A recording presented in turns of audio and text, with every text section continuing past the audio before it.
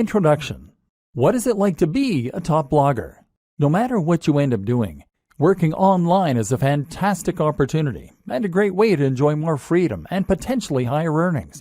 If you work online, that means you can work from anywhere in the world, that you can set your own pace to work at, and that you can choose your own salary. But while working online is always great, there are a lot of different forms that this can take, and not all of them are made equal. In other words, some online businesses are more profitable and more enjoyable than others. And if you're working to provide a service such as web design, copywriting, or coding, then essentially you won't be doing anything all that different from working for an employer.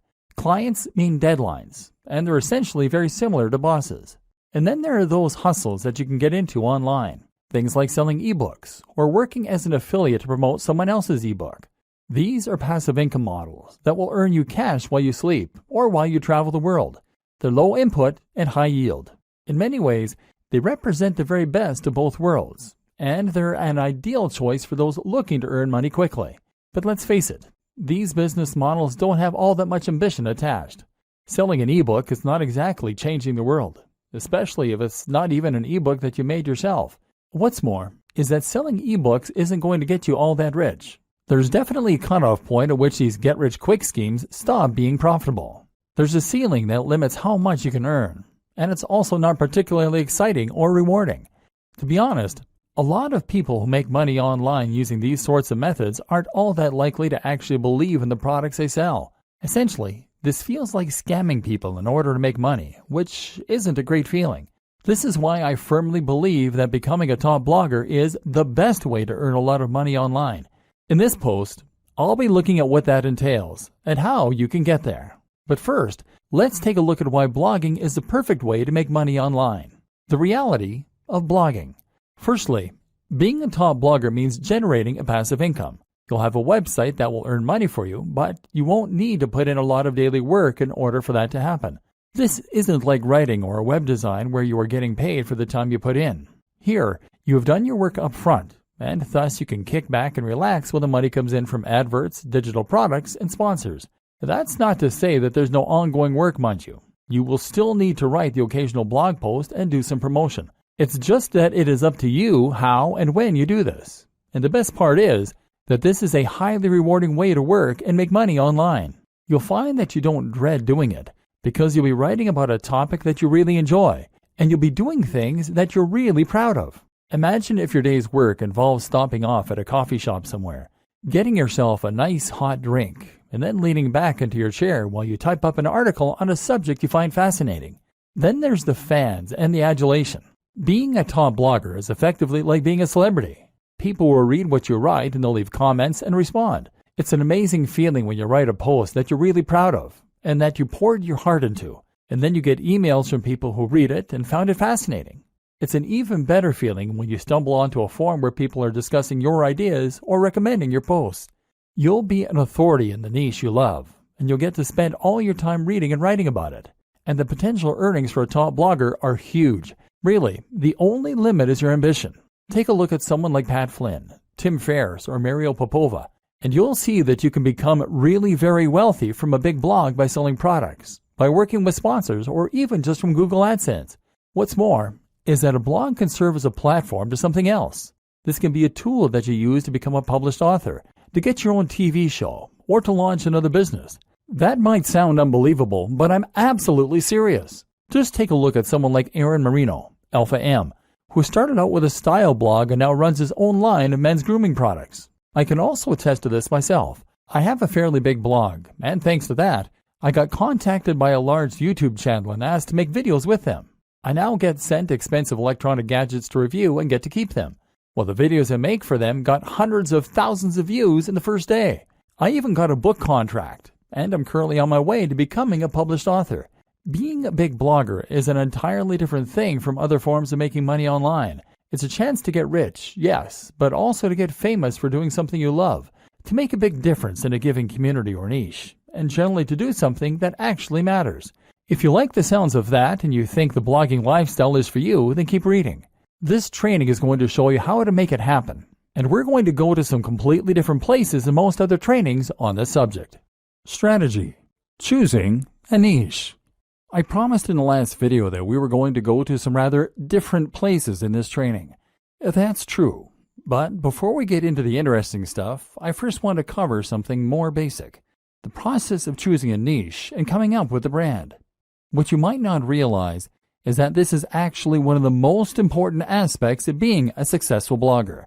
Your fate is sealed as soon as you choose a brand, or fail to, so it's very important to give this the time and the attention that it deserves. Choose your niche.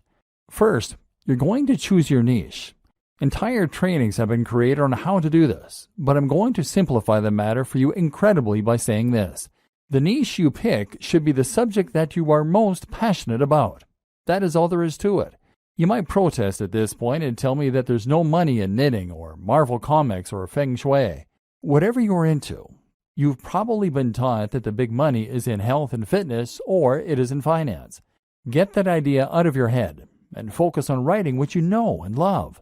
This is so important because this is something you are going to be spending hours on every single day of your life for years to come. If you want to become a top blogger, remember we're not talking small hustles here, then you need to put in the time and you need to know the subject matter like the back of your hand. You're going to have to write this content yourself too, which is just one more reason that it needs to be something that you understand and that you love. What a lot of people do is to pick a niche that they are only somewhat interested in that they think can make them money. Then they hire a writer to fill it with content and they wait for their site to grow. This never works. It might make you some money, but you will not become a top blogger. Why? Because this strategy isn't going to bring anything new to the table and won't have your personality. Let's say you're writing about fitness.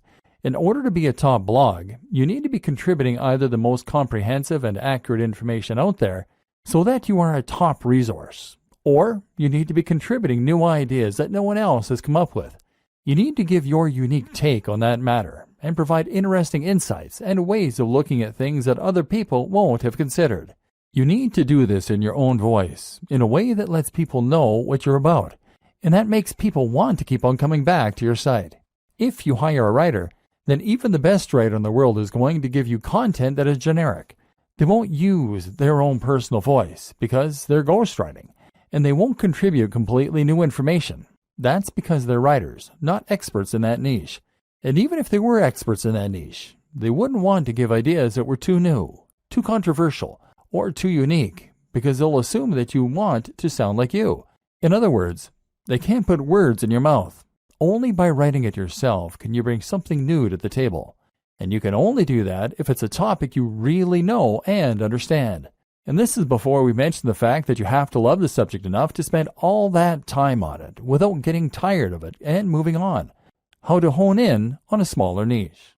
But what do you do if the niche that you know is not one you can realistically succeed in? What if it is either too big or too small? A niche that is too big might be something like bodybuilding. This is a massive niche, and it's an industry that has huge amounts of cash poured into it all the time. If you want to create a blog on bodybuilding, then you're going to be going up against some huge established brands. These will include the likes of bodybuilding.com. So the question you now have to ask is whether you really think you can compete with a site like bodybuilding.com that is spending thousands, if not millions of dollars on advertising every single day, and they will already have a massive audience of regular readers. How can you stand out against that competition? One solution is to narrow in and make your niche a little more focused. What's a subsection of the bodybuilding niche that you can make your own? I've seen entire blogs on how to work your calves before, aimed at people who aren't happy with the size of their calves. If that's all you're focusing on and that's where you're putting all of your energy, then you can compete with bodybuilding.com in just that one capacity. But a better example might be to focus on a specific demographic. That can mean fitness for the overweight, for the elderly, for women, for students, for moms, or for entrepreneurs. One of my favorite examples of a successful blog is Nerd Fitness. Nerd Fitness is a blog about fitness that is aimed at nerds. This carves out its own very specific section of a larger niche and allows it to compete with much bigger names. You can also make a niche bigger by combining it with other topics and other ideas. Nerd Fitness does this in a way because the concept allows the blogger to write about other topics too, in particular nerd culture. Then there are examples like The Art of Manliness. This is a blog that covers everything that the author considers to be manly, from health and fitness, to style, to how to smoke a cigar. It's a very broad concept, but also one that is entirely unique in its own way. This is something you can do if your niche is too narrow. If the thing you really want to write about is Sonic the Hedgehog, then that probably is too narrow a niche to make money from on its own. So why not branch out a little bit by including other video games you like? Geekdom 101 is a YouTube personality who started out vlogging about Dragon Ball Z, but has expanded to include other films, TV, and games, and has that way built a far more monetizable brand. Likewise, if your passion is bonsai and you want to make that subject a little larger, then how about including some other things you're interested in that are related? Perhaps Japanese culture, horticulture, art, philosophy, painting. In this way, you are now starting to create a brand out of your niche, creating a very distinct topic and tone that helps you to carve out your own audience while writing about the things that really interest you. Route to market. The other thing you need to think about when you start coming up with the idea for your blog is your route to market. That means thinking about the ways in which you're going to market your blog. At first, your blog is not going to be highly monetized. You might be able to sell a product, but you'll need to build a big audience before you'll start shifting units.